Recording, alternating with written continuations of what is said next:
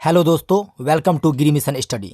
दोस्तों, आज की इस क्लास में हम पढ़ने वाले हैं संस्कृत व्याकरण का बहुत ही इम्पोर्टेंट टॉपिक शब्द रूप। जैसा कि आप सबको पता है कि शब्द रूप से एग्जाम में ढेर सारे क्वेश्चन बनते हैं और कई सारे बच्चे जो है ना इस क्वेश्चन को छोड़ कर चले जाते हैं। रीज़न क्या होता है? अच्छे से उन्होंने थ्योरी नहीं पढ़ी होती है, राइट। तो अगर आप थ्योरी पढ़ना चाहते हो तो आप मेरे चैनल के प्लेलिस्ट में जाओ, वहाँ पर जाकर के आप आसानी से शब्द रूप का पूरी थ्योरी पढ़ो। देन यहाँ पर अभी मैं जो है ना फिलहाल में करवाने वाला हूँ आपका शब्द रूप से टोटल 50+ क्वेश्चन। तो आप ध्यान से बैठ जाइए, इत्मीनान से बैठ जाइए। सारे के सारे क्वेश्चन आपके बिहार बोर्ड के दृष्टिकोण से काफ़ी ज़्यादा most important and selected question है, राइट। अगर आप 2024 की प्रिपरेशन कर रहे हो तो आप सही वीडियो पर आए हो। चलिए वीडियो को प्रारंभ करते हैं। उससे पहले दोस्त, बढ़ने से पहले चैनल पर आगे मैं ये कहना चाहूँगा कि अगर आप चैनल पर नए तो प्लीज़ चैनल को सब्सक्राइब करके बेल आइकन को प्रेस कर ले, ठीक है। और अपना स्कोर मुझे कमेंट में जरूर बताइएगा कि आपका स्कोर क्या गया है, और अच्छे से सारे क्वेश्चन को टिक आउट कीजिएगा, राइट। चलते हैं पहला क्वेश्चन की तरफ। कहता है राजन शब्द के षष्ठी बहुवचन का रूप कौन सा होगा। राजन शब्द के षष्ठी बहुवचन रूप पढ़ना है आपको। अगर आपने शब्द रूप पढ़ा है, अच्छे से पढ़ा है, तो आपको जो है ना ये पूरी क्वेश्चंस अच्छे ढंग से मार लोगे। अगर नहीं पढ़ा है तो आप जाइए चैनल के प्लेलिस्ट में और वहाँ से शब्द रूप को देखिए। तो राजन शब्द के अगर षष्ठी बहुवचन रूप पूछ रहा है तो क्या हो जाएगा? तो इसका आंसर हो जाएगा राज्ञा नाम, यानी कि हम लोग बी के साथ जाएंगे, बी को लॉक करेंगे। बात करते हैं क्वेश्चन नंबर 2 की। कहता है साधुना। साधुना किस विभक्ति का रूप है? अगर साधुना की बात हो रही हो, विभक्ति पूछ रहा हो तो तृतीया विभक्ति। कौन सी विभक्ति? तृतीया विभक्ति। बात करें अगर क्वेश्चन नंबर 3 की, तो कहता है हरिणा किस विभक्ति का रूप है? हरिणा की बात हो रही है क्या? देखिए, चतुर्थी है, द्वितीय, तृतीय या फिर पंचमी है। हरिणा कौन सी विभक्ति है आपकी? तो हरिणा आपकी हो जाएगी तृतीय विभक्ति। कौन सी विभक्ति? तृतीय विभक्ति। शब्द रूप अगर पढ़िएगा तो उसमें जो है ना प्रथमा, द्वितीय, तृतीय, चतुर्थी, पंचमी, षष्ठी, सप्तमी, संबोधन, इस प्रकार से शब्द रूप के रूप चलते हैं। और चौथा नंबर क्वेश्चन कहता है पितरे पद में कौन सी विभक्ति है? पितरे की बात हो रही है, पितरे पद में मुझे बताइए कौन सी विभक्ति है। काफ़ी मोस्ट इंपोर्टेंट क्वेश्चन है। तो राइट जवाब जाएगा चतुर्थी के साथ, यानी सी के को लॉक करेंगे हम लोग, सी के साथ जाएंगे। क्वेश्चन नंबर 5 कहता है लता शब्द के चतुर्थी एक वचन का रूप बताइए क्या होगा। लता शब्द का चतुर्थी एक वचन रूप क्या लताया हो जाएगा? क्या लताया हो जाएगा, लतायो हो जाएगा, या फिर लता नाम हो जाएगा? राइट जवाब क्या हो जाएगा? लता शब्द का पूछ रहा है तो राइट जवाब जाएंगे हम लोग लतायो के साथ, सी को लॉक करेंगे, सी के साथ हम लोग जाएंगे। गोसु किस शब्द का रूप है? गोसु की बात हो रही है, क्या वो गौ का है, गो का है, गो का है, या फिर धेनु का है? तो राइट जवाब किसके साथ जाएगा? बी के साथ, यानी कि हम लोग बी को लॉक करेंगे, गो के साथ जाएंगे। दोस्त मैं बता दूं ये 2018 के अनुमान में पूछा गया क्वेश्चन है।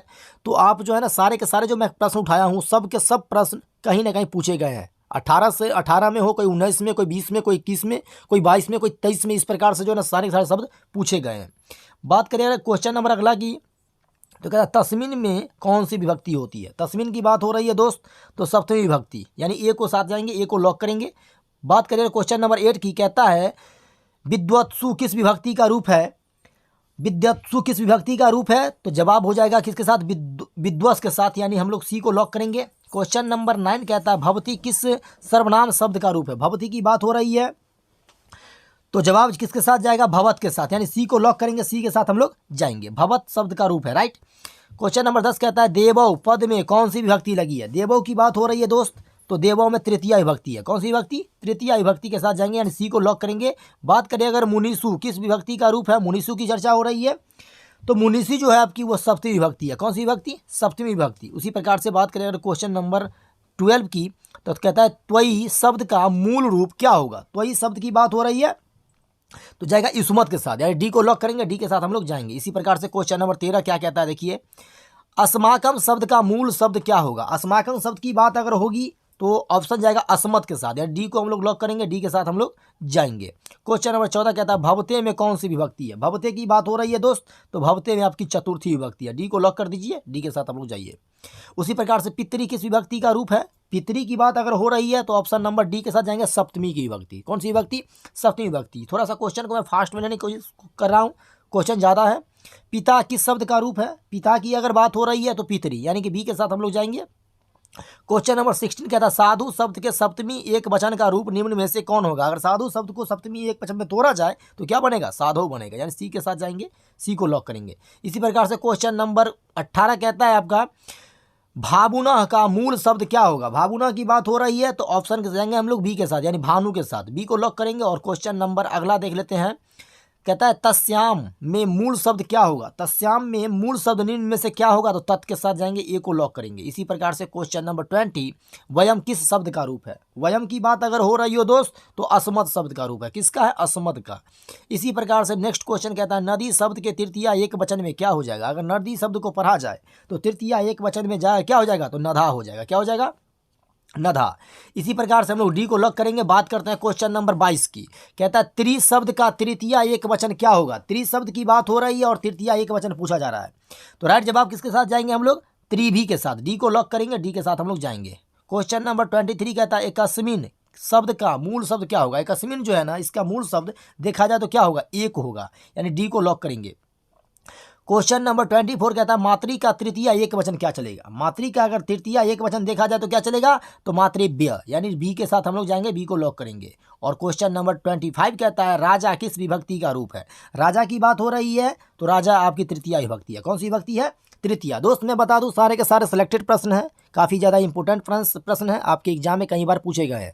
ये सारे के सारे प्रश्न मैंने जो है ना पूछा हुआ प्रश्न उठाया है, तो आप इस वीडियो को पूरा देख लो, शब्द रूप आपकी क्लियर हो जाएगी, पूरी की पूरी क्लियर हो जाएगी। और पूरी विशेष थ्योरी देखने के लिए आप हमारे चैनल के प्लेलिस्ट में जाकर के पूरी थ्योरी आप वहाँ से देख सकते हैं, राइट।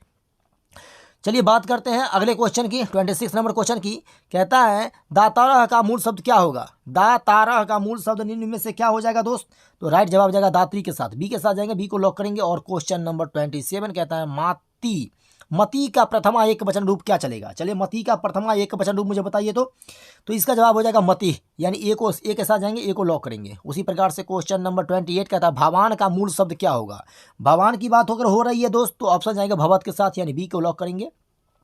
नेक्स्ट क्वेश्चन कहता है आपके स्क्रीन पर ये रहा, चतवारह शब्द का मूल क्या चलेगा। चतवारह का मूल शब्द क्या होगा। चतवारह का मूल शब्द निम्न में से क्या हो जाएगा, तो राइट जवाब जाएंगे चतुर के साथ, यानी सी को लॉक करेंगे। क्वेश्चन नंबर 30 अस्मत् का षष्ठी रूप पूछ रहा है। अस्मत् का षष्ठी एक वचन रूप बतलाइए मुझे क्या होगा।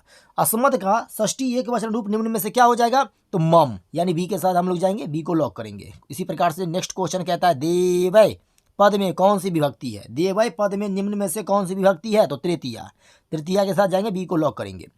और अगला क्वेश्चन कहता है मत शब्द का मूल रूप क्या होगा। मत की बात हो रही है तो अस्मत् के साथ जाएंगे, बी को लॉक करेंगे। और इसी प्रकार से क्वेश्चन नंबर 33 देख लेते हैं क्या कहता है। कवि शब्द प्रथम एक वचन में जाकर क्या बन जाएगा। कवि शब्द को प्रथम एक वचन में तोड़ना है तो क्या बन जाएगा, तो कवि, क्या बन जाएगा, कवि। ये आंसर नहीं होगा, यानी कि ये कवि हो जाएगा, सिर्फ कवि, यानी हम लोग बी के साथ जाएंगे, बी को लॉक करेंगे। नेक्स्ट कहता है साधु शब्द पंचमी एक वचन में क्या हो जाएगा। साधु शब्द पंचमी एक वचन में साधव, क्या हो जाएगा, साधव। इसी प्रकार से नेक्स्ट क्वेश्चन कहता है गंगायाम का मूल शब्द क्या होगा। गंगायाम की अगर बात हो रही है दोस्त तो ऑप्शन जाएंगे गंगा के साथ, सी के साथ, सी को लॉक करेंगे।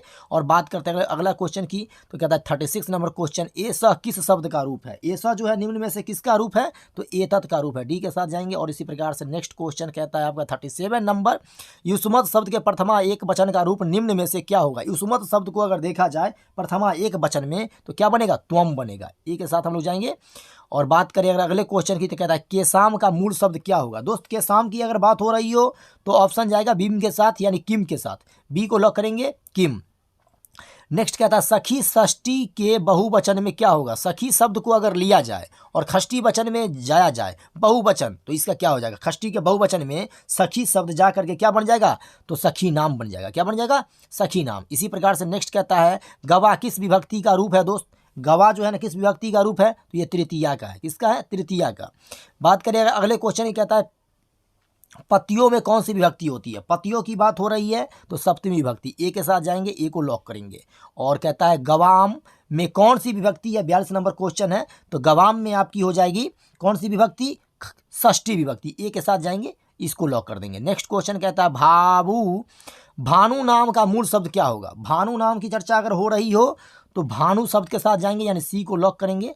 बात करें अगले क्वेश्चन की, कहता है युवन का प्रथमा एक वचन क्या होगा। युवन का प्रथमा एक वचन पूछ रहा है दोस्त, तो युवा हो जाएगा, ए के साथ जाएंगे। नेक्स्ट क्वेश्चन कहता है 45 नंबर, अयम का मूल शब्द क्या होगा। अयम का निम्न में से मूल शब्द क्या हो जाएगा, तो इदम, क्या हो जाएगा, इदम, ए के साथ जाएंगे। और 46 कहता है सह किस शब्द का रूप है। सह जो है किस शब्द का रूप है दोस्त, तो तत् का है, किसका हो जाएगा, तत् का। और इसी प्रकार से क्वेश्चन नंबर 47 कहता है सखियु शब्द का मूल रूप क्या होगा। सखियु शब्द का मूल रूप निम्न में से क्या हो जाएगा, तो सखी। क्या हो जाएगा, सखी। बात करें अगर नेक्स्ट क्वेश्चन ये कहता है नदी में कौन सी विभक्ति होती है, तो नदी में आपकी हो जाएगी दोस्त द्वितीय विभक्ति। बी के साथ जाएंगे और बी को लॉक करेंगे। और अगला कहता है मत्या का मूल शब्द क्या होगा। मत्या की बात अगर हो रही हो तो मत्या का हो जाएगा मति। मत्या का हो जाएगा मति। दोस्त मैं बता दूं शब्द रूप बड़ा ही आसान है, बस बच्चे को थोड़ा सा इस पर मेहनत करना पड़ता है, लेकिन अगर मैं बताऊं तो मेहनत कुछ नहीं करना है। अगर आप जो है ना ईमानदारी से अगर अपने सामने में शब्द रूप किसी का भी एक याद कर लेते हो ना, तो पूरी की पूरी आप क्वेश्चन इसको डील कर लोगे, किसी भी एक का। जैसे आकारात्मक पुल्लिंग में अगर राम शब्द को याद कर लो अगर आप, तो राम शब्द पर बैठा लो। प्रथमा द्वितीय तृतीय चतुर्थी पंचमी षष्ठी सप्तमी संबोधन रूप चलता है। रामः रामम रामः रामम रामेण रामाय रामात रामस्य रामे राम, यानी रूप चलता है ये। प्रथमा द्वितीय तृतीय चतुर्थी पंचमी षष्ठी सप्तमी संबोधन, तो ऐसे ही याद करो आप ऐसे याद नहीं करो कि जो है ना राम राम राम ऐसे याद नहीं करो। आप जो है ना एक वचन पहले याद कर लो पूरा। एक वचन में कौन, प्रथमा क्या चलता है, राम। तो एक वचन में प्रथमा में क्या चलता है, राम। द्वितीय में क्या चलता है, तो रामः रामम चलता है। उसके बाद क्या चलता है, रामः रामम रामेण रामाय रामात रामस्य रामे राम। बस प्रथमा का रूप चलेगा संबोधन में। उसी प्रकार से रामौ रामाभ्याम रामाभ्याम रामियो हे रामऊ। तो शब्द रूप अगर आप याद करना चाहो तो बड़ा ही आसानी से याद कर सकते हो। अगर आपकी रिक्वायर्ड होगी तो मैं शब्द रूप को बड़े ही आसानी से आपको याद करवा दूंगा। नेक्स्ट वीडियो में अगर आप लोगों का कमेंट ज़्यादा देखूंगा तो मैं शब्द रूप लेकर के आ जाऊँगा, ठीक है। शब्द रूप बड़ा ही आसान है, आसानी से आप उसको याद कर सकते हो। और किसी भी एक का अगर आप शब्द रूप याद कर लेते हो तो आप पूरी की पूरी क्वेश्चन शब्द रूप से याद कर लोगे, राइट, और मार्क सही आओगे तो आपका स्कोर भी अच्छा जाएगा, राइट। अगला क्वेश्चन कहता है, यानी इस वीडियो का आखिरी प्रश्न कहता है गनी का मूल शब्द क्या होगा। गनी की बात हो रही है दोस्त, और गनी का निम्न में से मूल शब्द क्या हो जाएगा, तो हो जाएगा गो, यानी बी के साथ जाएंगे, बी को लॉक करेंगे। तो आप लोग अपना स्कोर मुझे कमेंट में बताइएगा, क्योंकि आपका स्कोर अगर आपने टोटल 50+ क्वेश्चन को देखा है, 50+ क्वेश्चन को देखा है अगर आपने, तो आपका स्कोर ऑटोमेटिक है कि आपका स्कोर 40-42 से कम नहीं आनी चाहिए।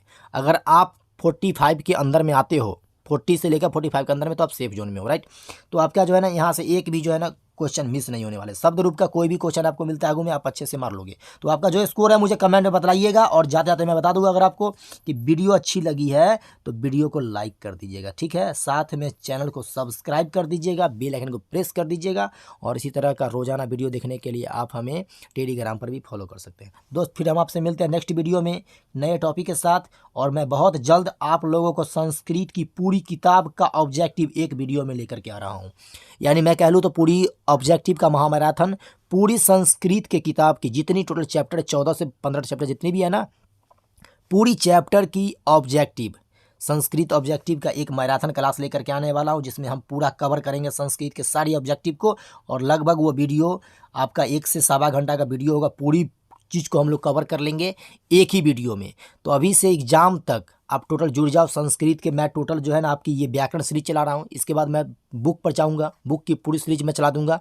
और सारे के सारे जब क्वेश्चन आप प्रिपरेशन करके और तब बैठते हो एग्जाम में, तो आपका अच्छा स्कोर कहीं से जो है ना कोई डाउट नहीं है, अच्छा स्कोर आपका आ सकता है, ठीक है दोस्त। तो आज के लिए इतना ही, फिर हमारी मुलाकात होगी नेक्स्ट वीडियो में। तब तक अपना और अपने परिवार का ध्यान रखें। जय हिंद, वंदे मातरम।